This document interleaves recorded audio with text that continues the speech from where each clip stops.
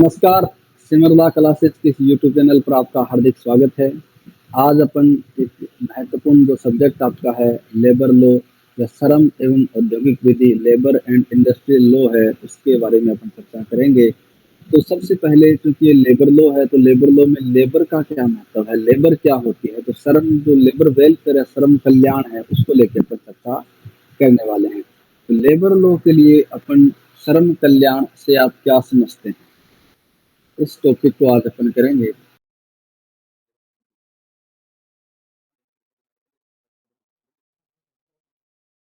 श्रम एवं औद्योगिक विधि, श्रम यानी लेबर परिश्रम करते हैं उन लोगों के बारे में कानून बनाया गया है, और औद्योगिक यानी उद्योगों के बारे में कानून बनाया गया। तो श्रमिक और उद्योग दोनों मिलकर क्या करते हैं, कार्य करते हैं। तो श्रमिकों के लिए भी विधि है कि श्रमिकों के क्या राइट्स होंगे, क्या उनके अधिकार होंगे, क्या उनकी ड्यूटीज होगी, और क्या क्या फैसिलिटीज इस एक्ट के द्वारा इनको दी गई है, और इनके कानूनों का विकास कैसे, वो तमाम बातें यहाँ आएगी। ऐसे ही उद्योगों के लिए कि उद्योग है, उस उद्योग का गठन कैसे होगा, उसकी संरचना क्या होगी, उसमें कैसे कार्य किया जाएगा, कैसे उद्योगों के मालिकों के अधिकार होंगे, कैसे उनमें काम करने वाले लोगों के होंगे। तो इन तमाम बातों को लेके जो उद्योग विधि है इसमें इनको यहाँ बताया गया है। तो श्रमिक और उद्योग दोनों महत्वपूर्ण है। इस देश के विकास के लिए इन दोनों का अस्तित्व होना जरूरी है, क्योंकि श्रम नहीं होगा, मेहनत नहीं होगी, तो फिर उद्योग भी नहीं होंगे। तो दोनों एक दूसरे के क्या है, पूरक हैं, दोनों एक दूसरे पर आधारित है। एक के बिना दूसरे की कल्पना नहीं की जा सकती। श्रम है तो उद्योग है, नहीं तो उद्योग का कोई महत्व नहीं है। श्रम कल्याण से आप क्या समझते हैं? सबसे पहले अपन देखेंगे इसी श्रम कल्याण को, लेबर वेलफेयर को, कि ये जो उद्योग, ये जो कानून बनाए गए हैं, ये किन के लिए बनाए गए? तो श्रम कल्याण के लिए। हमेशा से श्रमिकों का शोषण होता है, हमेशा से जो पूंजी वर्ग है, वो पूंजी वर्ग क्या करता है, श्रमिकों का शोषण करता है और होता है। ये जब से ये सिस्टम चला है तभी से इनका शोषण होता है। लेकिन चूंकि हम अब एक लोक कल्याणकारी राज्य में रह रहे हैं, एक वेलफेयर स्टेट में रह रहे हैं, हम कहते हैं ना कि भारत एक वेलफेयर स्टेट है, लोक कल्याणकारी राज्य है। तो लोक कल्याणकारी राज्य कब होगा? जब वह लोगों के कल्याण के लिए ऐसी नीतियां बनाएगा। तो यहाँ इस लेबर को भी यहाँ देखा गया कि भी लेबर है, इसका भी शोषण हो रहा है, श्रमिक है, इनका भी शोषण हो रहा है, तो इनके कल्याण के लिए भी कुछ प्रावधान किए जाए। तो कल्याण के लिए प्रावधान तो पहले से थे, लेकिन अब एक नई जो विधि आ गई, वो विधियां इसमें डाल दी गई। अब पहले वाली थी उनको तो समाप्त कर दिया गया, जितने भी जो लॉ थे। अब 4 संहिताएं बना दी गई है आपकी, उन संहिताओं में सारी चीजें समाहित कर दी गई है। लेकिन श्रम कल्याण क्या है? श्रम कल्याण क्या है? तो श्रमिकों का कल्याण किया जाना नितांत आवश्यक है। सबसे पहले अपन श्रम कल्याण को लेकर देखेंगे कि जो औद्योगिक विकास है, औद्योगिक विकास है, इस औद्योगिक विकास के लिए 2 तत्वों का होना जरूरी है। कौन से 2 तत्व होंगे? एक तो होगा श्रम और दूसरा होगा पूंजी। कौन होगी? श्रम और पूंजी। भी श्रम है और पूंजी है, श्रम और पूंजी दोनों का होना आवश्यक है। दोनों एक दूसरे पर आश्रित है, दोनों ही एक दूसरे पर आश्रित है। श्रम करेगा तो पूंजी मिलेगी, पूंजी तभी आएगी जब श्रमिक होंगे, श्रमिक करने वाले, काम करने वाले लोग होंगे तो पूंजी आएगी।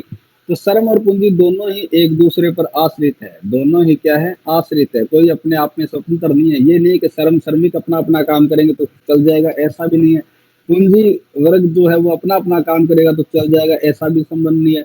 दोनों को एक दूसरे पर क्या है, आश्रित है। दोनों को एक दूसरे की आवश्यकता पड़ती है, बिना एक दूसरे के इनका अस्तित्व नहीं है। न केवल श्रम से और ना ही केवल पूंजी से आर्थिक विकास संभव है। ना तो केवल अकेले श्रम से, अगर अकेली मेहनत से देश का विकास संभव है, और ना केवल अकेली पूंजी से। पैसा अगर एक के पास है तो वो देश का विकास नहीं कर सकता, क्योंकि उसको विकास करने के लिए लेबर की आवश्यकता होती है, श्रमिकों की आवश्यकता होती है। तो श्रमिक और पूंजी दोनों ही क्या है, देश के विकास के लिए आवश्यक है। देश का नव निर्माण पूंजी के साथ साथ श्रम पर निर्भर करता है। अगर देश का विकास करना है तो देश के विकास के लिए 2 चीजें, पूंजी भी चाहिए, और पूंजी अकेली नहीं कर सकती, श्रमिक भी चाहिए। तो ये पूंजी और श्रम दोनों क्या कर सकते हैं, मिलकर के देश का निर्माण कर सकते हैं।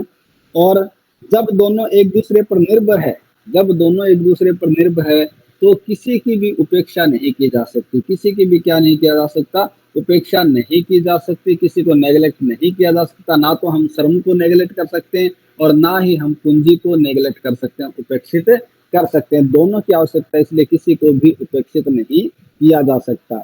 श्रमिक जो वर्ग है, श्रम का जो स्रोत है, श्रम का जो स्रोत है वो कौन है? श्रम आएगा कहाँ से? तो श्रम का जो स्रोत है वो है श्रमिक। कौन है? श्रमिक। यानी श्रमिक ही क्या करेंगे? श्रम करेंगे, मेहनत करेंगे। तो इन्हीं पर क्या है, देश की अर्थव्यवस्था निर्भर करती है।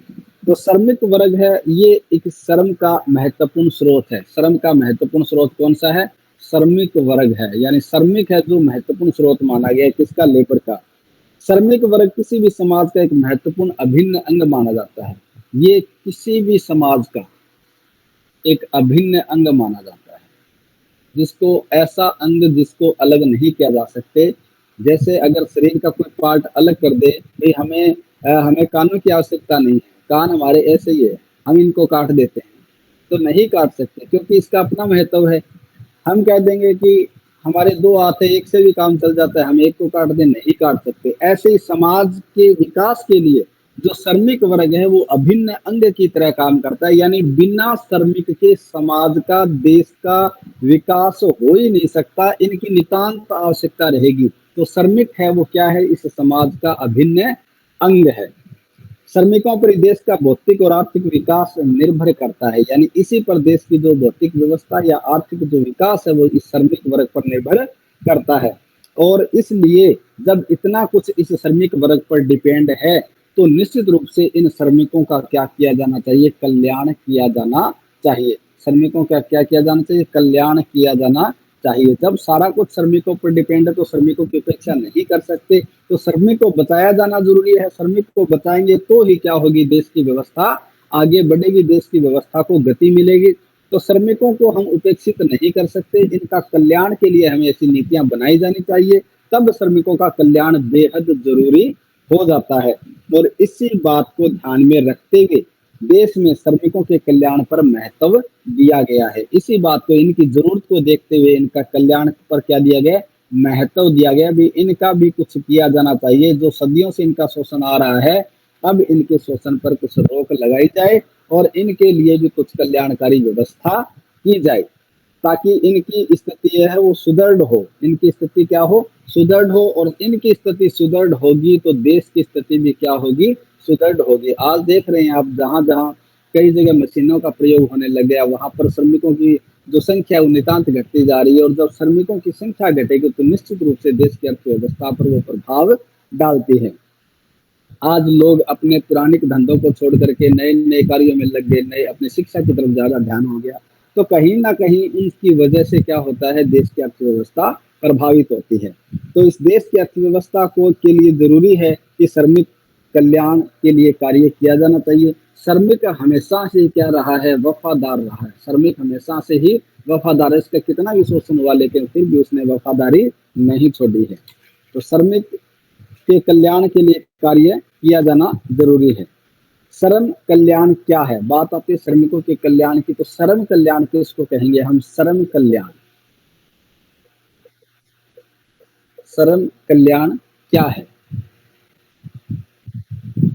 श्रम कल्याण क्या है? श्रम कल्याण एक गतिशील अवधारणा है। क्या है? एक गतिशील अवधारणा है।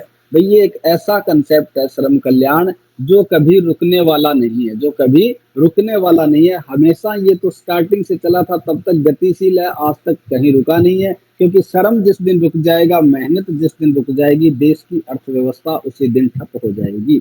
तो देश की व्यवस्था के लिए जरूरी है श्रम कल्याण। और श्रम कल्याण कोई नया कंसेप्ट नहीं है, ये पुरानी कंसेप्ट है और गतिशील अवधारणा है, भी कभी रुकने वाली नहीं है। पीछे से चली आ रही है, आज तक चली आ रही है, तो आगे भी ये चलती रहेगी। इससे अभिप्राय क्या है? व्यक्ति अथवा समुदाय की उस पद्धति से है जो उसके संपूर्ण वातावरण के संदर्भ में आवश्यक है। भाई इस गतिशील अवधारणा का मतलब क्या है? कि ये जो श्रमिक है, ये जो श्रम है, ये हमेशा से महत्वपूर्ण रहा है। ये क्या रहा है?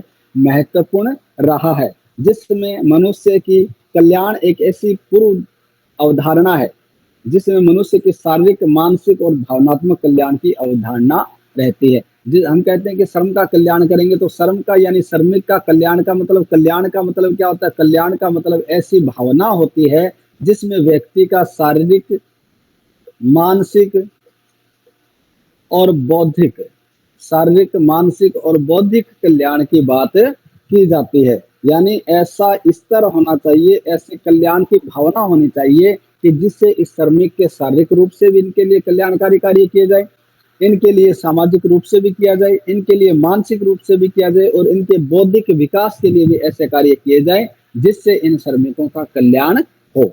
राष्ट्रीय श्रम आयोग, हमारे यहाँ एक राष्ट्रीय श्रम आयोग बनाया गया है।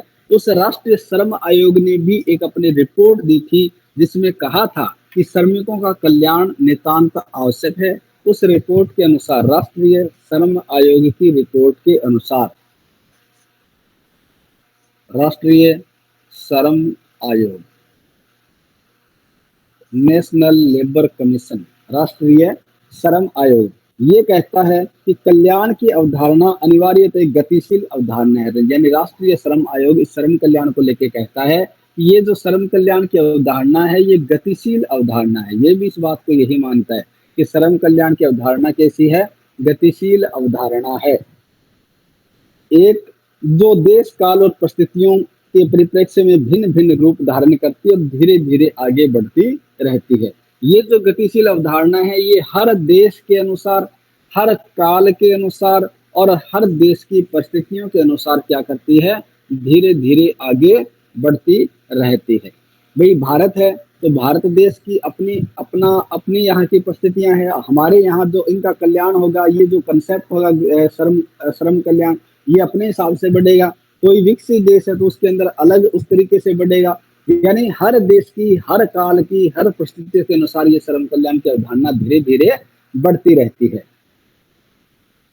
इसका मतलब क्या हुआ? इसका मतलब ये हुआ कि श्रम कल्याण का मतलब है श्रमिकों के शारीरिक,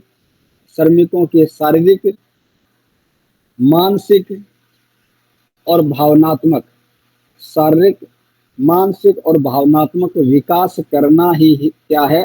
श्रम कल्याण है। यानी श्रम कल्याण क्या है? श्रमिकों का शारीरिक रूप से विकास हो, श्रमिकों का मानसिक रूप से विकास हो और श्रमिकों का भावनात्मक रूप से विकास हो। अगर ऐसा विकास किया जा रहा है तो वह श्रम कल्याण किया जा रहा है। वह क्या किया जा रहा है? श्रम कल्याण किया जा रहा है। श्रमिकों की बुनियादी आवश्यकताओं की पूर्ति ही वस्तुतः श्रम कल्याण है।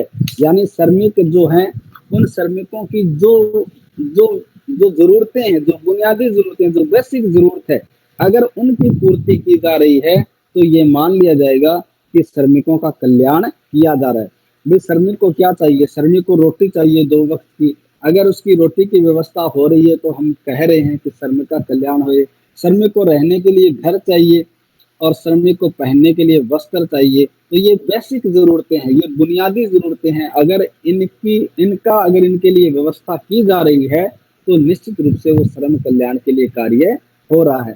अगर श्रमिक कार्य करता है, पूरी दिन मेहनत करता है और शाम को वो इतना ही कमा पाता है जिससे उसकी रोटी की भी व्यवस्था नहीं होती, उसके घर में रोटी नहीं बनती, तो फिर वो कहाँ का श्रम कल्याण हुआ? उसके लिए तभी तो ये न्यूनतम मजदूरी के लिए इतने एक्ट आए गए, ये इसीलिए लाए गए थे कि श्रमिक पूरा दिन काम करता है तो कम से कम उसके लिए इतना तो हो कि इतनी न्यूनतम मजदूरी तो उसे मिले ही मिले। उसके अलावा आगे की तो बात अलग है। तो न्यूनतम मजदूरी का प्रावधान इसी श्रम कल्याण की भावना को लेकर लाया गया था कि एक श्रमिक पूरे दिन काम करता है तो उसके लिए श्योरिटी हो कि उसे इतने रुपए मिलेंगे, ताकि उससे कम तो ना मिले।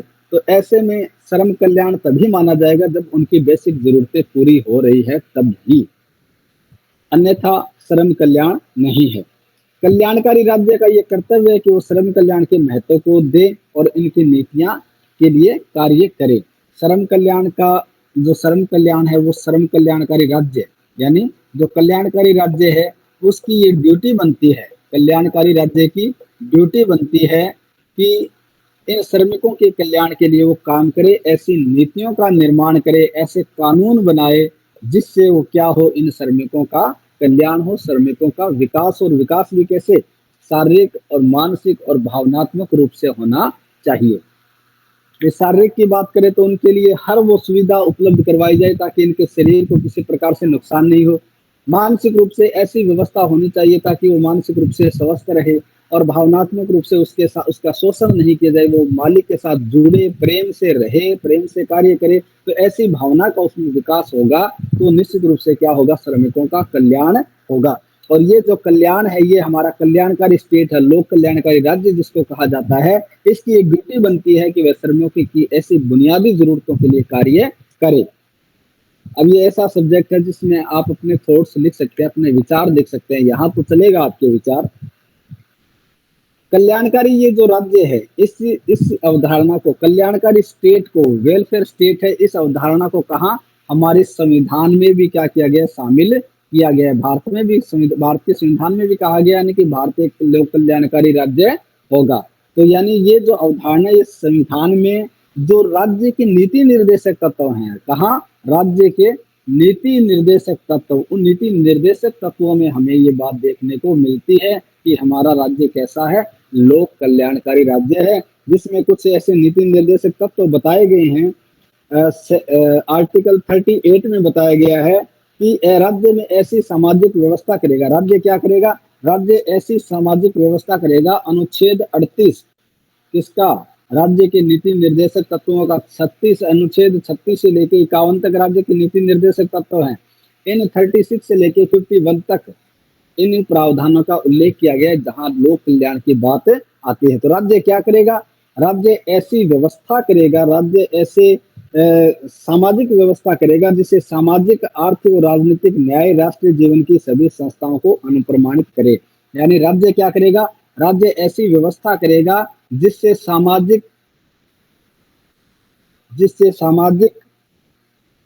आर्थिक और राजनीतिक न्याय, संविधान की प्रस्तावना में 3 न्याय प्रदान किए गए, सामाजिक, आर्थिक और राजनीतिक, इनको क्या करेगा, सुनिश्चित करने का काम करेगा। भाई ये सभी को क्या मिले, सामाजिक न्याय सभी के साथ होना चाहिए, आर्थिक न्याय सभी के साथ होना चाहिए और राजनीतिक न्याय सभी के साथ होना चाहिए। तो जब सामाजिक न्याय की बात आएगी तब समाज में श्रमिक रहेगा, श्रमिक के कल्याण के लिए कार्य किया जाएगा, तो निश्चित रूप से वो सामाजिक न्याय के अंतर्गत आएगा। ऐसे ही आर्थिक कल्याण की बात, उनके लिए कितना वेतन मिलेगा, न्यूनतम क्या मिलेगा, कितना टाइम होगा, ये तमाम जो बातें वो यहाँ आती है। तो सामाजिक, आर्थिक और राजनीतिक कल्याण के लिए सुनिश्चित करना, सभी संस्थाओं को ये सुनिश्चित करने के लिए अनुप्रमाणित करेगा कि हर एक संस्था, देश की जो भी संस्था है, वो ऐसे न्याय लोगों को दे, ऐसे न्याय सुनिश्चित करे कि उसके यहाँ किसी का सामाजिक अन्याय नहीं हो, उसके यहाँ किसी के साथ आर्थिक अन्याय नहीं हो, उसके साथ कहीं राजनीतिक अन्याय नहीं हो। तो ये अनुप्रमाणित करेगा कि ऐसा मिलना चाहिए, ये राज्य की ड्यूटी बनती है। न्यायमूर्ति कृष्णा अय्यर, जस्टिस कृष्णा अय्यर हुए हैं, उन्होंने भी कहा, ये तो शर्मा आयोग की बात थी, फिर वेलफेयर स्टेट की बात आ गई, आर्टिकल 38 की बात आ गई, अब जस्टिस कृष्णा अय्यर हुए हैं, न्यायमूर्ति कृष्णा अय्यर, जस्टिस कृष्णा अय्यर, न्यायमूर्ति कृष्णा अय्यर, इन्होंने क्या कहा है, इन्होंने कहा है इस श्रम कल्याण को लेके कि हमारे संविधान की आत्मा उसकी प्रस्तावना में अंतर्निहित है। यानी हमारे संविधान की जो आत्मा है वो कहाँ है, वो प्रस्तावना में निहित है, प्रस्तावना में अंतर्निहित है, यानी उसके अंदर समाई हुई है। प्रस्तावना में हमारे देश की जो संविधान है, संविधान की जो प्रस्तावना है, संविधान की जो आत्मा है वो किस में निहित है, इस प्रस्तावना में निहित है।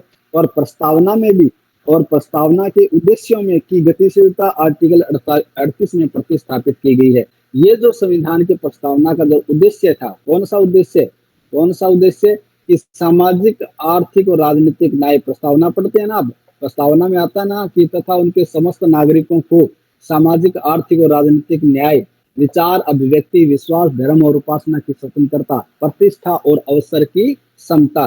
तो यहाँ ये बात कही गई है कि सामाजिक, आर्थिक और राजनीतिक न्याय की जो बात है वो आर्टिकल 38 में परिलक्षित की गई है। यानी प्रस्तावना का जो उद्देश्य था कि सभी लोगों के साथ क्या हो, सामाजिक, आर्थिक और राजनीतिक न्याय हो। तो सामाजिक, आर्थिक, राजनीतिक न्याय की बात को कहाँ संविधान में आर्टिकल 38 में स्थान दिया गया है, जिसके आधार पर सभी के साथ सामाजिक, आर्थिक और राजनीतिक न्याय होता है। ये सामाजिक न्याय पर आधारित अवधारणा है। ये जो कंसेप्ट आर्टिकल 38, ये इसी सामाजिक न्याय पर आधारित अवधारणा है जिसका प्रस्तावना में उल्लेख किया गया है। राष्ट्रीय श्रम आयोग ने अपनी रिपोर्ट 1969 में अपनी रिपोर्ट दी थी। राष्ट्रीय श्रम आयोग ने 1969 में अपनी रिपोर्ट दी। उस रिपोर्ट में क्या कहा? इस रिपोर्ट में कहा कि राज्य के नीति निर्देशक तत्व, कौन? राज्य के नीति निर्देशक तत्व, जो directive principle of state policy है, राज्य के नीति निर्देशक तत्व हैं। राज्य के नीति निर्देशक तत्व सामान्यतः जनसाधारण के कल्याण को प्रोत्साहित करते हैं। क्या करते हैं? ये जनसाधारण के कल्याण को प्रोत्साहित करते हैं, जनसाधारण के कल्याण को। इसमें जनता के कल्याण के लिए प्रोत्साहित करने वाली बातें हैं वो यहाँ बताई गई है। तो राज्य के नीति निर्देशक तत्व क्या करते हैं? जनसाधारण के कल्याण को प्रोत्साहित करते हैं। इन्हें श्रमिक वर्ग पर लागू करते समय कार्य की न्यायोचित और मानवीय दशाओं का महत्व प्रदान किया गया है। ऐसे नीति निर्देशक तत्वों को श्रमिकों के कल्याण के लिए प्रयोग में लाए जाने की बात कही गई है। श्रमिकों के कल्याण के प्रयोग में लाते समय इनके महत्व की बात कही गई है। तो राज्य की नीति निर्देशक कितने जरूरी है, ये हमें इस बात से पता लगता है कि श्रमिकों के कल्याण की जो भावना आती है वो कहाँ से आ रही है? इन डायरेक्टिव प्रिंसिपल से आ रही है, इन नीति निर्देशक तत्वों से आ रही है। इन्हीं के जो उद्देश्य हैं, ये प्रस्तावना में जो बात आई थी सामाजिक आर्थिक राजनीतिक न्याय की, तो वो जो सामाजिक आर्थिक न्याय है वो बातें यहाँ आर्टिकल 38 में और अदर्स जो डायरेक्टिव प्रिंसिपल है उसमें हमें देखने को मिलती है। इस प्रकार हम ये कह सकते हैं कि श्रम कल्याण का मतलब ये है कि श्रमिक वर्ग का सर्वांगीण विकास हो। श्रम कल्याण का मतलब क्या है?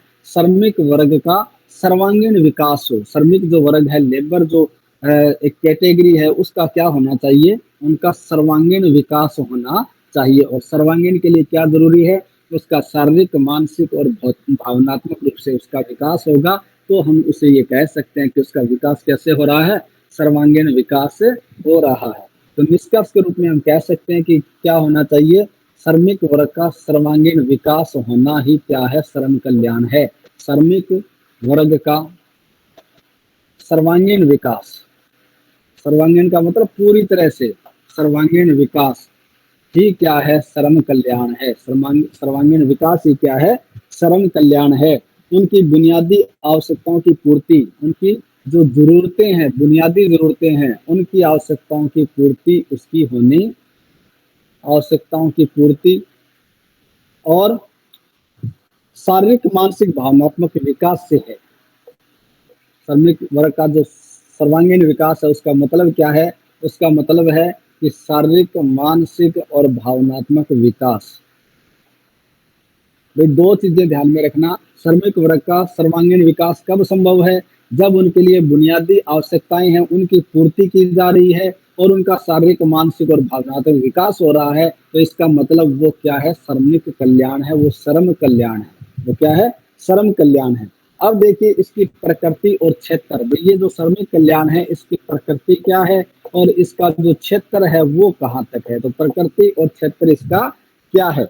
जैसा कि अपने पढ़ा है, ये जो तमाम बातें अपने देखी है, ये श्रमिक या श्रम कल्याण की गतिशील अवधारणा को परिलक्षित करती है। इसका सीधा संबंध है कि श्रमिकों का समग्र विकास हो। श्रमिकों का समग्र विकास से इसका सीधा संबंध है कि श्रमिक का क्या होना चाहिए? संपूर्ण रूप से, समग्र रूप से, सर्वांगीण रूप से क्या होना चाहिए? विकास होना चाहिए। और ये कब संभव होगा? जब ऐसे नियोजक, कौन? उद्योगों के नियोजक। श्रमिक कहाँ काम करेंगे? श्रमिक कहाँ काम करेंगे? तो श्रमिक तो या तो उद्योगों में काम करेंगे, फैक्ट्रियों में काम करेंगे, कारखानों में काम करेंगे। तो ये जो उद्योग है और ये जो श्रमिक है, तो ये दोनों किससे, एक दूसरे से जुड़े हुए हैं। तो नियोजक कौन होंगे? जो ऐसे श्रमिकों को नियोजित करते हैं, यानी उद्योगों के जो मालिक हैं, जो श्रमिकों का नियोजन करते हैं, इनको क्या कहा जाएगा? नियोजक कहा जाएगा। उनको क्या कहा जाएगा? नियोजक कहा जाएगा।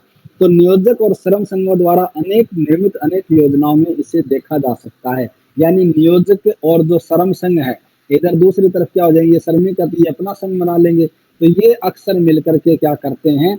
ये ऐसे श्रम कल्याण के लिए बात रखते हैं। श्रमिक अपने हितों की बात करेगा, नियोजक अपने हितों की बात करेगा। तो ये मिलकर के क्या करेंगे? ऐसे श्रम कल्याण के लिए, ऐसे समग्र विकास के लिए बातें करेंगे। जैसे स्वास्थ्य को लेकर, सुरक्षा, शिक्षा, सामान्य उन्नति आदि को लेकर ये चर्चा करते हैं। तो इनके कार्यों से क्या मिलेगा? स्वास्थ्य को लेकर शिक्षा को लेके, स्वास्थ्य को लेके, शिक्षा को लेके और सामान्य उन्नति को लेके आदि कार्य इनके द्वारा उठाए जाते हैं, जिनके आधार पर नीतियों का निर्माण होता है और तब क्या होता है, श्रमिकों का कल्याण होता है। श्रम कल्याण का सरोकार केवल सुविधाएं प्रदान करने से नहीं। भाई श्रम कल्याण का केवल मतलब इतना नहीं है कि अगर श्रमिकों को सुविधा दे दी तो उनका श्रम कल्याण हो गया, केवल इतना ही इसका मतलब नहीं है। तो इसका मतलब क्या है, इसका मतलब है स्वच्छ वातावरण के निर्माण से है। भाई ऐसा होना चाहिए, वातावरण ऐसा होना चाहिए कि वो स्वच्छ हो। अगर स्वच्छ का मतलब जहाँ साफ सुथरा हो, जहाँ भ्रष्टाचार नहीं हो, जहाँ श्रमिकों के हितों की बात की जाती हो, जहाँ श्रमिकों का शोषण नहीं होता हो, यानी स्वच्छ वातावरण का मतलब ऐसे श्रमिकों को लेके एक वातावरण ऐसा होना चाहिए जो सही हो, जो उनकी दृष्टि से उचित हो। ऐसा वातावरण तैयार करना इसका उद्देश्य है श्रम कल्याण। उसको कहेंगे केवल नीतियां बनाने से काम नहीं चलने वाला, केवल इनके लिए इनको बेसिक जरूरतों को पूरा कर दिया इससे काम नहीं चलने वाला। तो क्या होना चाहिए, इनके लिए कैसा माहौल क्रिएट होना चाहिए जिसमें ये रह करके अपना कार्य आराम से संपादित कर सके। तो ऐसा स्वच्छ वातावरण इनके लिए जरूरी है, जहां श्रमिक स्वच्छंदता से सांस ले सके तथा अपनी चेतन शक्ति का विकास कर सके। अगर ऐसा स्वच्छ वातावरण होगा तो श्रमिक क्या करेंगे, श्रमिक अपना जो श्वास है वो सही ढंग से ले पाएंगे और अपनी चेतन शक्ति का क्या कर पाएंगे, विकास कर पाएंगे। भाई खुली हवा है, स्वच्छ वातावरण है तो आराम से व्यक्ति सांस ले सकता है। ऐसे ही अगर इनके लिए स्वच्छ वातावरण उपलब्ध करवाया जाएगा तो ये जो अपनी श्वसन क्रिया ये ढंग से कर पाएंगे और अपनी जो सोचने समझने की शक्ति है इसका क्या होगा, इनका विकास होगा। श्रम कल्याण की जो योजनाएं हैं वो औद्योगिक शांति स्थापित करने में महत्वपूर्ण योगदान प्रदान करती है। वे श्रम कल्याण की जो योजनाएं हैं, अगर ऐसी योजनाएं बनेगी तो इनसे क्या होगी, उद्योगों में शांति रहेगी। क्या रहेगी, औद्योगिक शांति को स्थापित करने में महत्वपूर्ण योगदान देती है। अब उद्योगों में शांति कैसे आएगी, भी श्रमिक संतुष्ट है, श्रमिक सेटिस्फाई है तो उद्योगों में कोई झगड़ा नहीं होगा, उद्योगों में कोई हड़तालें नहीं होगी, उद्योगों का काम बंद नहीं होगा। तो उद्योग क्या करेंगे, प्रगति करेंगे। इधर श्रमिक भी क्या करेंगे, अपनी प्रगति करेंगे। तो श्रमिकों के लिए अगर योजनाएं बनेगी, अच्छी अच्छी योजनाएं बनेगी, कल्याणकारी योजनाएं बनेगी तो उद्योग में क्या होगी, शांति व्यवस्था बनी रहेगी। और जब शांति व्यवस्था बनी रहेगी तो श्रमिक भी अपनी मेहनत के साथ उत्पादन करेगा और इसका बेनिफिट देश को भी मिलेगा, उन उद्योग के मालिकों को भी मिलेगा। तो इसलिए श्रमिकों की जो योजनाएं है वो बनाए जाना नितांत आवश्यक है ताकि इन उद्योग जगत में शांति व्यवस्था कायम रह सके। और अगर ऐसी योजनाएं बनेगी तो श्रमिकों में भी इस बात की भावना जागृत होगी कि उन्हें कुशल श्रम शक्ति को अधिक सुदृढ़ करना है। अगर ऐसे श्रम कल्याण के लिए योजनाएं बनेगी, श्रमिकों को कोई शोषण नहीं करेगा तो श्रमिकों में भी एक भावना आएगी अंदर से कि हमें भी क्या करना है, अपनी श्रम कुशलता के साथ कार्य करना है ताकि देश की अर्थव्यवस्था को मजबूती मिल सके। तो जब अगर शोषण होगा तो श्रमिक भी मन लगा के काम नहीं करेगा, वो भी ऐसे ही काम करना चाहेगा। अगर वो खुश रहेगा, उसकी तरक्की के रास्ते में उसके लिए अच्छे कल्याणकारी प्रावधान किए गए हैं तो वो भी अपनी मेहनत के साथ क्या करेगा, पूरे दमखम के साथ कार्य करने के लिए प्रेरित होगा। ऐसी भावना उसमें विकास, ऐसी भावना का उसमें जागृत होगा। उद्योग में कल्याणकारी योजनाओं का एकमात्र लक्ष्य श्रमिकों की कार्य दशा में सुधार लाना और उन्हें उन्नत करना है। श्रम कल्याण का अगर उद्योगों की बात करें तो उद्योगों में श्रम कल्याण का मतलब क्या है कि जो श्रमिक है उन श्रमिकों की कार्य दशा में सुधार करना। भाई श्रमिकों का कल्याण कहाँ, उद्योगों में होगा। तो उद्योगों में क्या चीज होनी चाहिए कि श्रमिकों की जो कार्य दशा है, श्रमिक जहाँ काम करते हैं उनकी दशा में सुधार करना और उन्नति करना ही क्या है, श्रम कल्याण है। क्या है, श्रम कल्याण। अगर श्रमिकों की दशा सुधारने के लिए आपने व्यवस्था कर दी, श्रमिकों की उन्नति के रास्ते आपने खोल दिए तो निश्चित रूप से ये क्या माना जाएगा, श्रम कल्याण माना जाएगा। अब एक श्रमिक है वो काम करता है, ऐसी परिस्थितियों में करता है कि उससे उसको जीवन को भी खतरा हो रहा है तो वो श्रम कल्याण की श्रेणी में नहीं आएगा। यानी मजदूर काम कर रहा है, लेबर काम कर रही है तो वो उसको एक माहौल ऐसा मिलना चाहिए कि वो खुश होकर वहाँ काम करे, वहाँ वातावरण ठीक रहे, वहाँ किसी प्रकार का अनावश्यक उनको परेशानी नहीं हो, वहाँ तमाम साधन उनके लिए उपलब्ध हो। तो ऐसी अवस्था में श्रमिक क्या करेंगे, अपना कार्य अच्छे ढंग से करेंगे जो राष्ट्र के हित में होगा। तो श्रम कल्याण का मतलब ये होता है कि क्या होना चाहिए, श्रमिकों के लिए वो तमाम कार्य किया जाना चाहिए जो जिनसे इनका मानसिक, बौद्धिक और भावनात्मक विकास के लिए जरूरी है। वो तमाम बातें अगर करेंगे तो निश्चित रूप से क्या होगा, श्रम कल्याण होगा। श्रम कल्याण का क्षेत्र अत्यंत बड़ा है, व्यापक है, ये कोई छोटा क्षेत्र नहीं है। श्रम कल्याण का मतलब ये नहीं है कि इनकी जरूरतें पूरी कर दो बस श्रम कल्याण हो गया, ऐसा नहीं है। ये अपने आप में एक बड़ा कंसेप्ट है। और आज का जो उदारीकरण की जब से नीतियां बनी है तब से एक किसी क्षेत्र विशेष में श्रम सीमित नहीं रह गया। अब तो पूरा बैठा बैठा यहाँ बैठा व्यक्ति कहीं विदेश में भी क्या कर सकता है, काम कर सकता है, यहाँ बैठे बैठे कर रहा है, वो ऑनलाइन काम चल रहे हैं। तो यहाँ बैठा व्यक्ति क्या कर रहा है, उस उद्योग के लिए मेहनत कर रहा है। तो ऐसे ये जो क्षेत्र है इस श्रम कल्याण का, ये सीमित क्षेत्र नहीं है बल्कि अत्यंत व्यापक हो चुका है, अत्यंत विस्तृत ये क्षेत्र हो चुका है। इसमें श्रम कल्याण के जितने भी कार्यकलाप हैं, जितनी भी गतिविधियां, वो सारी इसमें शामिल की जाती है। यानी क्षेत्र की बात करें तो इसका क्षेत्र छोटा नहीं है, संकुचित नहीं है, इसका क्षेत्र अत्यंत व्यापक हो गया श्रम कल्याण का। श्रम कल्याण के लिए जितने भी गतिविधियां हैं, जितने भी कार्य हैं, वो सारे इसके अंदर शामिल होंगे। किसमें, इस श्रम कल्याण में। जो क्या करेंगे, श्रमिकों का मानसिक, बौद्धिक और भावनात्मक विकास करने वाली जितनी भी एक्टिविटी है वो सारी इसके अंतर्गत शामिल होंगी। इससे क्या होगा, अगर ऐसे कार्यकलाप किए जाएंगे तो श्रमिकों की उन्नति उसमें शामिल है। श्रमिकों की बुनियादी आवश्यकताओं की पूर्ति श्रम कल्याण का मुख्य विषय माना गया है। इससे श्रम कल्याण में और क्या क्या शामिल किया जा सकता है। श्रम कल्याण में जैसे मैंने बताया, रोटी, कपड़ा और मकान, 3 बेसिक जरूरतें होती हैं। तो श्रम कल्याण में क्या क्या शामिल हो सकता है, इसके क्षेत्र की बात करें तो इसमें आवास की जो व्यवस्था है वो हो सकती है। इसमें चिकित्सा की व्यवस्था भी, श्रमिकों का कल्याण कब होगा, जब उनके लिए चिकित्सा की व्यवस्था की जाएगी। अब श्रमिक है, कहीं काम करे उद्योगों में, वो अपने घर नहीं जा पाते, उनके अगर उनके पास चिकित्सा की व्यवस्था है या यूं कि सप्ताह में 1 दिन अगर उद्योगों के मालिकों के द्वारा अगर चिकित्सा कैंप लगाया जाता है, या महीने में 1 बार लगाया जाता है, या साल में 1 बार लगाया जाता है, अगर उनको चिकित्सा की सुविधा मिलेगी तो निश्चित रूप से वो अपने स्वास्थ्य के प्रति सचेत रहेंगे, उनको होने वाले रोगों से पहले अवगत हो जाएगा और वो समय पर इलाज करवा पाएंगे। तो इससे क्या होगा, इनका शारीरिक और मानसिक विकास होगा। तो श्रम कल्याण के लिए चिकित्सा की व्यवस्था भी आवश्यक है, उनको रहने के लिए आवास की व्यवस्था भी की जानी चाहिए।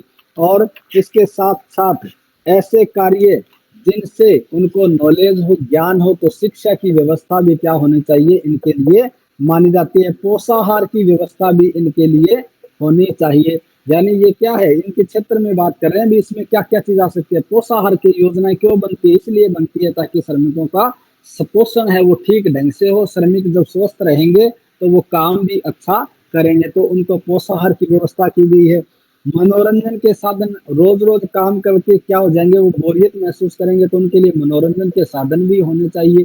और सामाजिक बीमा भी उनका होना चाहिए। यानी ये वो कार्य हैं जिनका शारीरिक, मानसिक और बौद्धिक विकास से संबंधित है। सामाजिक बीमा भी उनका होना चाहिए। एक श्रमिक है जहाँ काम कर रहा है उसका एक बीमा होना चाहिए, ताकि अगर उसके साथ कल को कोई अनहोनी होती है तो ऐसे में उसकी जो पूर्ति है वो की जा सके, क्षति की पूर्ति की जा सके।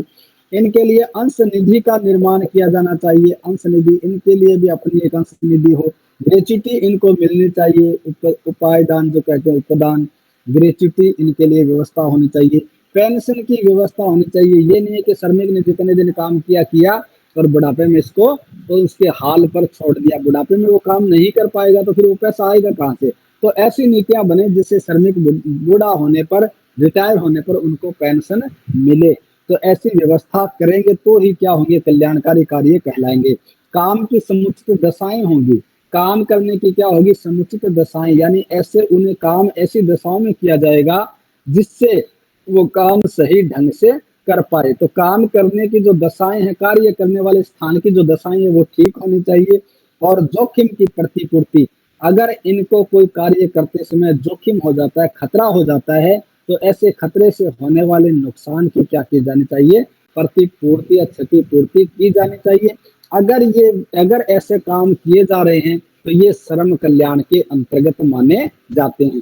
भाई इनके अलावा और भी हो सकता है, श्रम कल्याण में और भी जो कार्य वो भी आ सकते हैं। तो छोटा सा यहाँ बताया गया है कि आवास को लेके, चिकित्सा, शिक्षा, पोषण, मनोरंजन के साधन, सामाजिक बीमा, अंश निधि, ग्रेच्युटी, पेंशन, काम करने की समुचित दशाएं और जोखिम प्रतिपूर्ति, अगर ऐसे संबंधित कार्य किए जाते हैं, इनके लिए योजनाएं बनाई जाती है, तो निश्चित रूप से ये श्रम कल्याण की श्रेणी में आता है।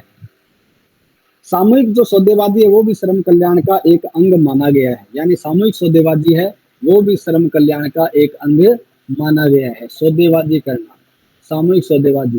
पहले ही बैठ के कि हम इतना लेंगे, हम इतना देंगे, ये बैठ करके पहले से तय किया था, हम इतना कार्य करेंगे, हम ये करवाएंगे, हम ये नहीं करेंगे, हम वो नहीं करेंगे। ये जो बार्गेनिंग यहाँ की जाती है वो सामूहिक सौदेबाजी भी क्या है, श्रम कल्याण का एक अंग माना गया है। आज हर श्रमिक ये चाहता है कि श्रम कल्याण में उसकी भौतिक और मानसिक विकास की समस्त योजनाओं को सम्मिलित किया जाए। भाई हर श्रमिक चाहता है कि उसकी जो भौतिक और मानसिक विकास के लिए जो भी योजनाएं हैं वो इसमें शामिल होनी चाहिए। किसमें? इस श्रम कल्याण में। तो ऐसी तमाम योजनाओं की मांग है वो इसमें शामिल की गई है। तो श्रम कल्याण का क्षेत्र संतुष्ट नहीं है। श्रम कल्याण के लिए पूर्ण क्षमता, कार्य की क्षमता को पूर्णतः लगाने में समर्थ हो सके। अगर श्रम कल्याण होगा तो श्रमिक क्या करेगा, अपनी कार्य क्षमता को उत्पादन में पूरी तरह से लगाएगा ताकि उत्पादन ज्यादा हो सके। संविधान का जो आर्टिकल है 43, संविधान का अनुच्छेद 43, उस आर्टिकल 43 में भी ये कहा गया है कि राज्य उपयुक्त विधान या आर्थिक संगठन द्वारा या किसी अन्य रीति से कृषि के, उद्योग के या अन्य प्रकार के सभी कर्मकारों को काम, निर्वाह, मजदूरी, शिष्ट जीवन स्तर, अवकाश का संपूर्ण उपभोग सुनिश्चित करने वाले काम की दशाएं तथा सामाजिक और सांस्कृतिक अवसर प्राप्त कराने का प्रयास करेगा। विशिष्ट ग्रामों में कुटीर उद्योगों को व्यक्ति या सहकारी आधार पर बढ़ाने का प्रयास करेगा। तो राज्य क्या करेगा, आर्टिकल 43 में ये कह दिया गया है कि राज्य ऐसे कार्य करेगा जिससे उद्योगों में जो श्रमिक काम कर रहे हैं उनके लिए कल्याणकारी योजनाएं बने ताकि उनका विकास हो। और ज्यादा कहाँ किया जाना चाहिए, जो गांव में कुटीर उद्योग है वहां इनके लिए ज्यादा व्यवस्था की जानी चाहिए ताकि कुटीर उद्योग बढ़ेंगे तो सहकारी व्यवस्था बढ़ेगी, सहकार बढ़ेगा और सहकार बढ़ेगा तो देश की प्रगति होगी। तभी उसके बाद भी ये जो जितने भी ग्रामीण कुटीर उद्योग है उनमें इनको सहायता दी जाती है।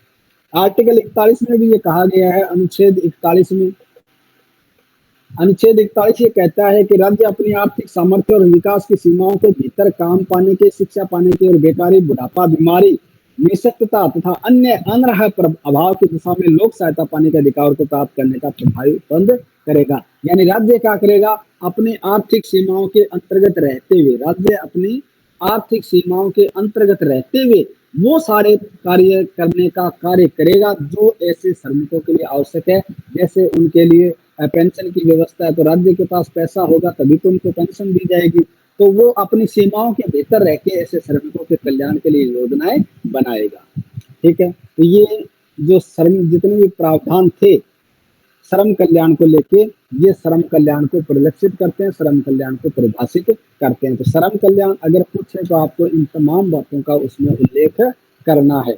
भारत में जो श्रम कल्याण है उसका विकास कहाँ से होता है, तो भारत में जो श्रम कल्याण है ये कोई नया कंसेप्ट नहीं है, ये पुराने समय से चला आ रहा है। और जब से अंग्रेज यहाँ आते हैं, जब से अंग्रेजों का जो ईस्ट इंडिया कंपनी आती है वहां से इनके श्रमिकों के विकास की एक विधिवत रूप से शुरुआत मानी जाती है। तो श्रम कल्याण का जो विकास है, उद्भव और विकास है, वो भी आप देखें कि श्रमिकों की दशा पहले बड़ी शोचनीय थी, दयनीय स्थिति में श्रमिकों की जो हालत थी वो चिंताजनक थी। नियोजक क्या करते थे, पूरे दिन श्रमिकों का शोषण करते थे। हम इसकी उत्पत्ति की बात करें तब है, उत्पत्ति यानी उद्भव, विकास की बात करें वहां से अगर हम देखें तो सबसे पहले श्रमिक थे, उनकी हालत बड़ी खस्ता हुआ करती थी। उनकी जो उनका शोषण है वो जम करके शोषण होता था, श्रमिक वर्ग का शोषण है। और जो पूंजीपति लोग थे, जो उद्योगों के मालिक थे, वो ज्यादा से ज्यादा क्या करते, इनका शोषण करते और बदले में इन्हें इतना ही देते कि ये खा करके अगले दिन फिर से आ जाए, इनके पास एक पैसा नहीं बचे, इतना ही इनको दिया जाता था। और कभी किसी को मिल जाता तो अच्छी बात थी समय पर, वरना तो समय पर भी नहीं मिलता था। तो श्रमिकों का शोषण हमेशा से होता आया है। पश्चिमी देश की जो औद्योगिक क्रांति है वहां से काफी कुछ इनको फायदा मिलना शुरू होता है। यानी जब क्रांति होती है, मजदूर जब क्रांति करेगा तो वो अपने हक अधिकारों के लिए करेगा। तो जब क्रांतियां हुई तब उन्होंने शोषण के विरुद्ध आवाज उठाई, तब जाके इनको अधिकार मिलने धीरे धीरे शुरू हुए थे। भारत में श्रम कल्याण का उद्भव और विकास की बात करें तो हालत चिंताजनक थी। जैसा मैंने बताया, कम मजदूरी देते थे और काम ज्यादा करवाते थे, ये एक चलन था यहाँ पर। श्रमिकों के कल्याण की बात तो उनकी सोच से परे थी, श्रमिकों का तो कोई कल्याण होना ही नहीं चाहिए, यानी ये तो शोषण के लायक ही बने रहे, ये यहाँ की सोच थी। धीरे धीरे श्रमिकों के कल्याण के लिए शिक्षा, चिकित्सा, सुरक्षा, इनसे तो कोई इनको मतलब ही नहीं था। ये बस ये मानते थे कि ये इस पृथ्वी पर दो ही वर्ग आए हैं, एक तो संपन्न वर्ग और एक निर्धन वर्ग। संपन्न वर्ग क्या करेगा, इस निर्धन वर्ग का हमेशा से शोषण करेगा। ये एक सोच के साथ यहाँ पर काम होता था। तो ऐसे अगर ऐसी सोच जहाँ होगी तो वहाँ श्रमिकों के कल्याण की बात तो सोचना ही क्या होगा, बेमानी होगा। निर्धन वर्ग का भविष्य ईश्वर के हाथ में था। इस धारणा से श्रम कल्याण की सदैव उपेक्षा होती रहती थी कि निर्धन वर्ग है, इसका भविष्य कौन करेगा, इसका भविष्य तो भगवान के हाथ में है, ईश्वर के हाथ में है। ईश्वर जब चाहेगा तब इनका कल्याण होगा, अन्यथा ये तो ऐसे ही पिसते रहेंगे, ऐसे ही शोषण के शिकार होते रहेंगे। प्रथम जब विश्व युद्ध होता है तो प्रथम विश्व युद्ध उस समय प्रथम विश्व युद्ध जब हुआ तो उससे पहले श्रम कल्याण की ओर किसी का ध्यान नहीं गया। यानी ये जो फर्स्ट वर्ल्ड वॉर होता है इससे पहले इसकी तरफ किसी का ध्यान नहीं था श्रम कल्याण को लेके। इसका कारण क्या था, श्रमिकों की अशिक्षा। क्या कारण था, वे श्रमिक अशिक्षित होते थे, अज्ञान होते थे, इनको किसी प्रकार का नॉलेज नहीं होता था। नियोजकों का क्या होता, स्वार्थपूर्ण रवैया होता था। नियोजक हमेशा स्वार्थ की भावना से काम करते थे, तो वो इनके कल्याण के बारे में सोचते नहीं थे। वो तो ये सोचते थे कि हमारा ज्यादा से ज्यादा कैसे पूंजी बढ़े, हमारे ज्यादा से ज्यादा फायदा कैसा हो, और मजदूर का, श्रमिक का चाहे कितना ही शोषण करना पड़े। तो ये इस ओर किसी का ध्यान नहीं था। सरकार भी इनकी तरफ उदासीन रहती थी, सरकारों ने भी कोई ध्यान नहीं दिया इसकी तरफ, श्रम कल्याण की तरफ। स्वयं श्रमिक अपने हितों के प्रति उदासीन रहे। और एक जरूरी बात, ये जो श्रमिक थे वो भी अपने हितों के प्रति क्या थे, उदासीन रहते थे, स्वयं भी उदासीन रहे थे। स्वयं ने भी कभी क्रांति नहीं की, कभी ऐसा नहीं किया कि भाई कोई आंदोलन कर दे या हमारे को वेतन मजदूरी कम मिलता है। वो तो ये मान लो कि ऐसे नियोजकों की दया, मेहर या रहमो करम पर जीवित थे कि ये हमारे को रख रहे हैं, ये भी अच्छी बात है, हमारे भाग्य में ऐसा ही लिखा था, इसलिए हमारे साथ ऐसा हो रहा है। तो ये स्वयं भी उदासीन थे और साथ में सरकारें कुछ नहीं कर रही थी, और खुद की अशिक्षा, ज्ञानता और नियोजकों का जो स्वार्थपूर्ण भावना थी उनके कारण इनका शोषण होता आ रहा था। जनता और सरकार ने श्रम कल्याण की योजना को ध्यान नहीं दिया, फलस्वरूप जनता और सरकार ने इस दिशा में पहल की। उनकी ओर से ऐच्छिक तौर पर श्रम कल्याण की कार्य योजनाओं का शुभारंभ किया गया। जब ऐसे हालात सामने नजर आए, प्रथम विश्व युद्ध हो गया, उसके बाद में खुद जनता ने यानी खुद लेबर ने क्या किया, अपनी इस व्यवस्था की ओर ध्यान दिया, और कुछ सरकारों ने ध्यान दिया। तब जाके धीरे धीरे इनके जो कल्याण की बातें हैं वो यहाँ होने लगी, इनके लिए कुछ करने की बातें यहाँ पर शुरुआत हुई। कब हुई, इसी दौरान अंतर्राष्ट्रीय श्रम संगठन, इंटरनेशनल लेबर ऑर्गेनाइजेशन था, ILO, अंतर्राष्ट्रीय श्रम संगठन, ये भी अस्तित्व में आ जाता है, क्योंकि जब इसने भी श्रम कल्याण की अनेक योजनाएं तैयार की। इस संगठन के साथ कई राष्ट्र मिले और कई राष्ट्रों ने मिलकर इस ओर ध्यान दिया कि ये जो श्रमिक है इनके कल्याण के लिए भी काम होना चाहिए। तब ऐसे श्रम संगठन में भारत भी सदस्य था, तो भारत में भी क्या हुआ, ऐसे श्रम कल्याण की शुरुआत होती है।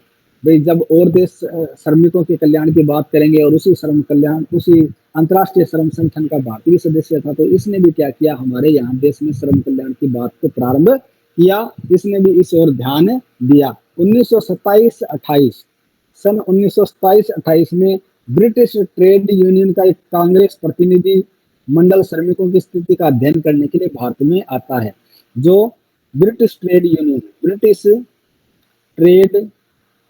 यूनियन कांग्रेस का एक प्रतिनिधि कहाँ आता है, भारत में आता है। किसके लिए आता है, इन श्रमिकों की दशा को देखने के लिए आता है, श्रमिकों के कल्याण के लिए कार्य करने के लिए यहाँ आता है कि भारत में श्रमिकों की हालत कैसी है, इसका अध्ययन करने के लिए एक ब्रिटिश ट्रेड यूनियन कांग्रेस का प्रतिनिधि भारत में आता है।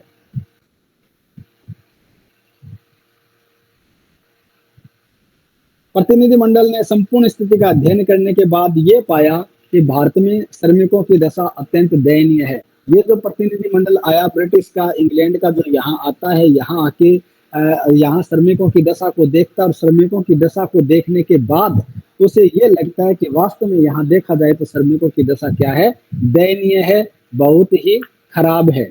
इसलिए इसने 1929 और 30 की आर्थिक मंदी के कारण देश में औद्योगिक अशांति का वातावरण बन गया। इधर 1929 और 30 में क्या आ जाती है, देश में आर्थिक मंदी आ जाती है, आर्थिक मंदी आती है। और आर्थिक जब मंदी आती है तब क्या होता है देश में, उद्योगों में अशांति का माहौल बन जाता है, देश में जो अशांति है वो फैल जाती है। और तब उद्योगपतियों ने ऐसी अराजकता को, ऐसे श्रमिकों की जो हिंसा थी उसको संतुष्ट करने के लिए कुछ ऐसे प्रावधान किए जिससे ये क्या हो सके, शांत हो सके। और फिर इस ओर क्या हुआ, धीरे धीरे इन्होंने, सरकारों ने और उद्योगपतियों ने ध्यान देना प्रारंभ किया। भाई जब आर्थिक मंदी का दौर आया, लोग काम छोड़कर जाने लग गए, तो इनकी फैक्ट्रियां बंद होने लगी। फैक्ट्रियां बंद होगी तो फिर ये क्या करेंगे, इन्होंने देखा कि ऐसे जाएंगे तो फिर तो ये दिक्कत हो जाएगी, बंद हो जाएगा हमारा कारोबार। तब उन्होंने कहा कि भी चलो हम आपके लिए ये करेंगे, हम आपके लिए ये करेंगे। उन्होंने इनको लालच दिया। यहीं से क्या होती है, इनकी शुरुआत मानी जाती है कि यहाँ श्रम कल्याण का कार्य हुआ। इधर फिर भारत सरकार ने भी इनकी तरफ धीरे धीरे ध्यान देना शुरू किया, तब जाके इनके लिए जो कुछ कार्य योजना या जो भी है वो इस ओर काम किया गया।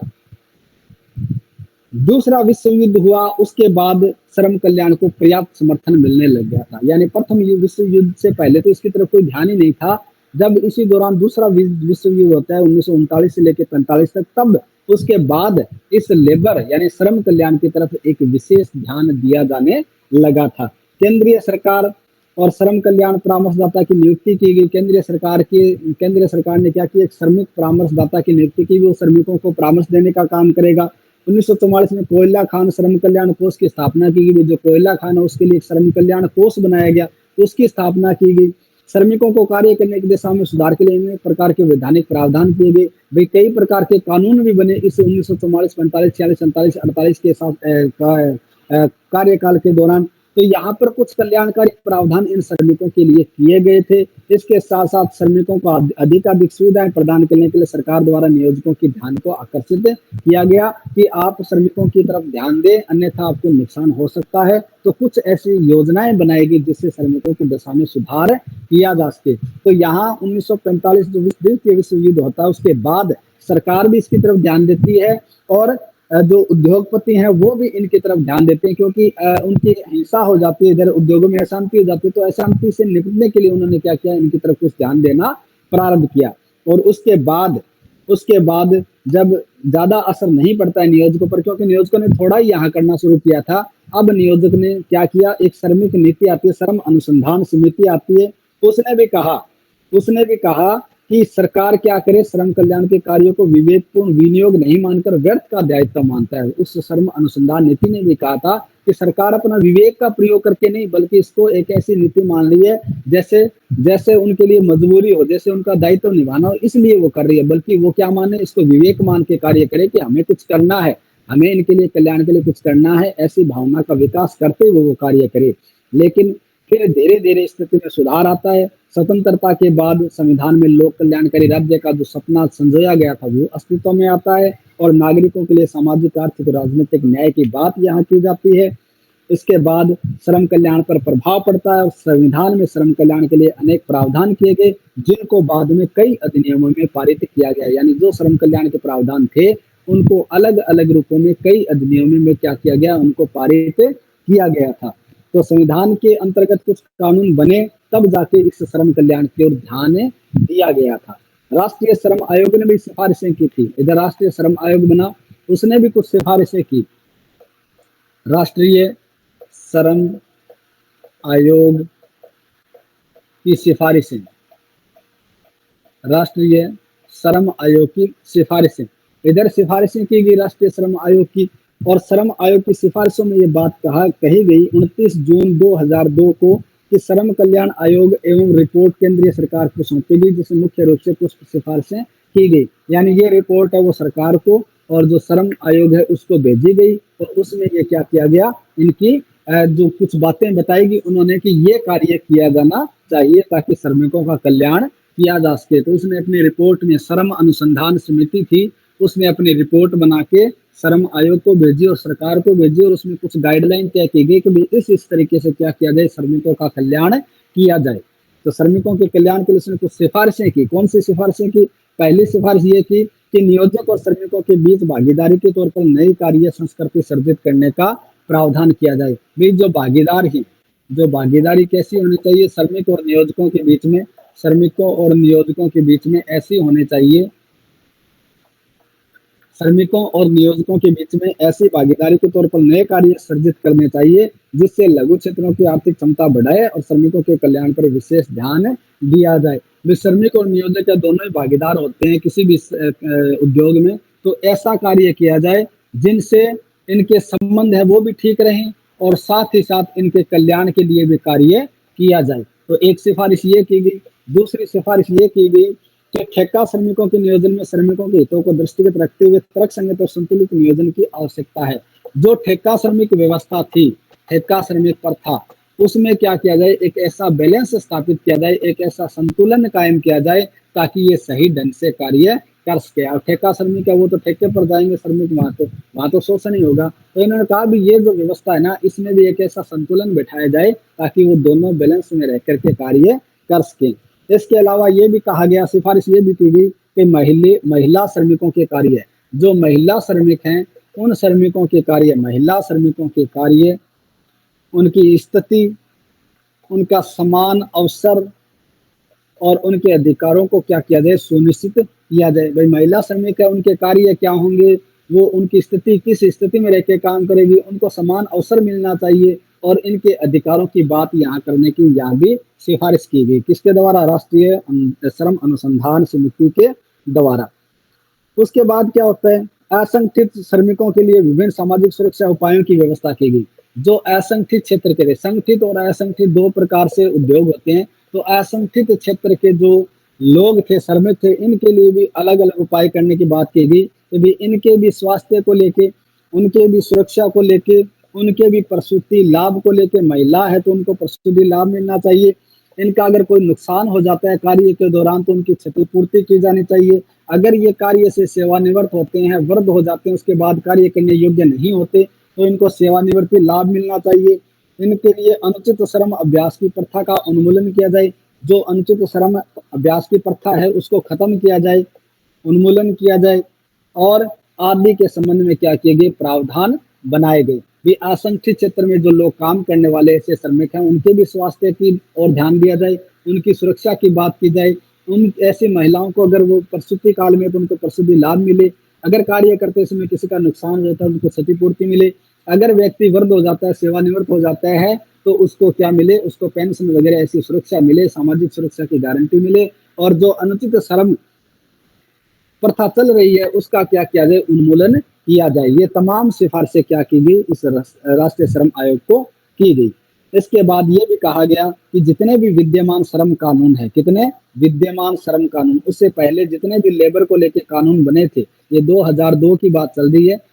उन्होंने कहा कि जितने भी पहले जो श्रम और औद्योगिक कानून जो 1948, 1950, 1959, कोई 71, 73 में जो भी बने थे, उन सब के बारे में ये कहा गया कि जितने भी वर्तमान में जो विद्यमान कानून है उनमें श्रम प्रबंधन को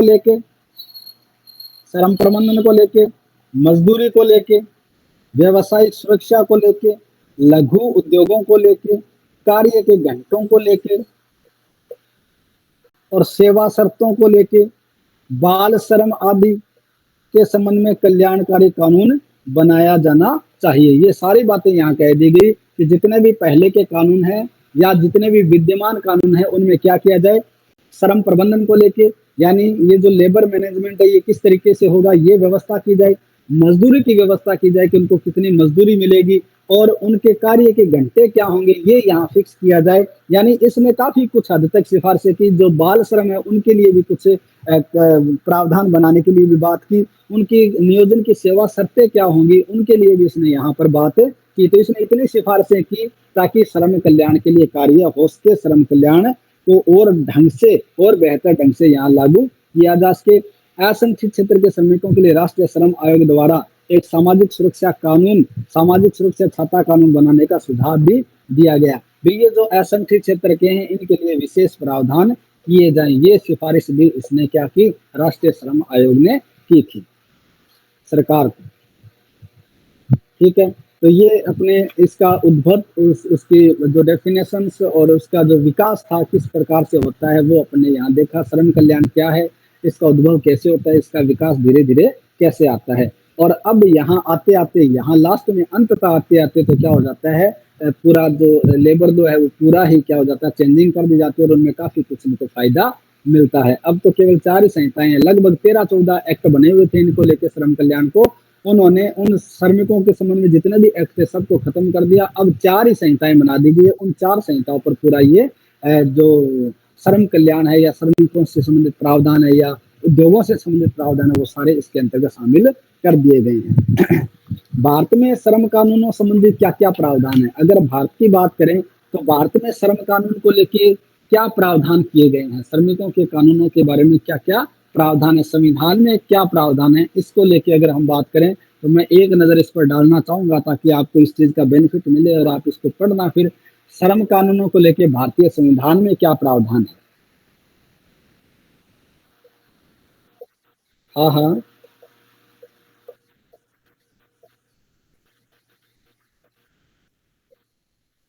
वो अलग-अलग कानून अलग-अलग कानून बने हुए हैं। 1948 के भी कुछ कानून बने थे, 1949 के भी बने हैं। यानी जो 1948 के बाद जो टाइम था ना, उस समय कई कानून बने थे। जैसे औद्योगिक जो अधिनियम था वो 1948 का है। कर्मकारों के लिए जो प्रसूति अवकाश थे उनके लिए एक्ट बना हुआ है। कर्मकारों की सुरक्षा कार्य के घंटों को लेके कानून बना हुआ है।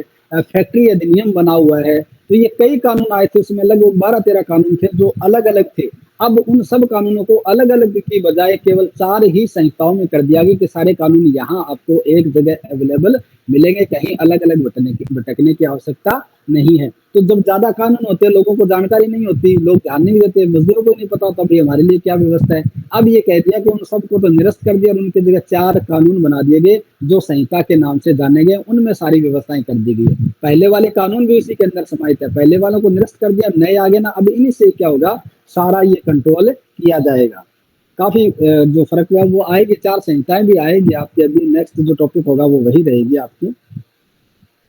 संविधान में क्या-क्या प्रावधान किया गया है, तो संविधान की जब स्थापना की जाती है, संपूर्ण प्रभुत्व लोकतंत्रात्मक गणराज्य की जब बात की जाती है, सामाजिक, आर्थिक, राजनीतिक न्याय की जब बात की जाती है, तब उसमें ये कहा गया कि हमें ऐसा करना चाहिए ताकि समाजवादी समाज की स्थापना की जा सके। ये समाजवादी का मतलब यही है कि देश को जो संसाधन है, जो सोर्सेज हैं, वो किसी एक व्यक्ति के हाथ में नहीं होकर के सभी लोगों में समान रूप से उनका वितरण किया जाए। तो समाजवादी व्यवस्था को यहाँ लाया गया। कुछ कल्याणकारी प्रावधान संविधान में बताए गए, नीति निर्देशक तत्वों में भी शामिल किए गए हैं। उनसे मुख्य जुड़े जो श्रम कल्याण से मुख्य जुड़े हुए जो प्रावधान है संविधान में, वो मैं आपको बता देता हूँ। बेगार का प्रतिषेध, कौन सा? बेगार का प्रतिषेध, यानी बेगारी है उसका प्रतिषेध कर दिया गया है संविधान में। क्या? आर्टिकल 23 में। कहा? अनुच्छेद 23 में क्या कर दिया गया?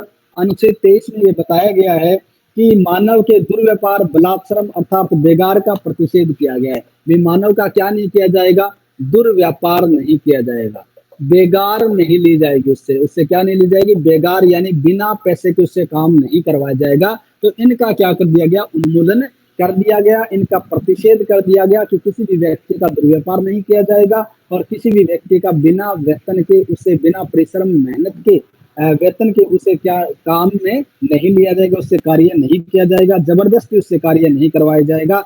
और अगर कोई करवाता है तो उसके लिए विधि बना दी गई, अब उल्लंघन करने पर उसको दंड मिलेगा। यानी अब कोई व्यक्ति मजदूरी, बिना मजदूरी के किसी से काम नहीं करवाएगा, अगर करवा लेता है तो उसको कानून क्या करता है? दंड देता है। तो एक प्रावधान तो बेगार का प्रतिषेध कर दिया गया संविधान में आर्टिकल 23 के तहत। दूसरा प्रावधान क्या किया गया? कारखानों में बालकों के नियोजन का प्रतिषेध। कारखानों में जो बालक हैं उनके नियोजन को लेकर प्रतिषेध कर दिया गया। कहाँ कर दिया गया? आर्टिकल 24 में, अनुच्छेद 24 में यह प्रावधान किया गया है कि जो कारखाने हैं उनमें बालकों को नियुक्त नहीं किया जाएगा, नियोजन में नहीं रखा जाएगा, उसका प्रतिषेध कर दिया है। ऐसे बालक जो 14 वर्ष से कम आयु के हैं उनको ऐसे किसी कारखानों में नहीं लगाया जाएगा जिनसे इनके जीवन को संकट उत्पन्न हो या संकट की स्थिति उत्पन्न हो। तो 14 वर्ष से कम बच्चों को कहीं भी कारखानों में या किसी लेबर में नहीं लगाया जाएगा।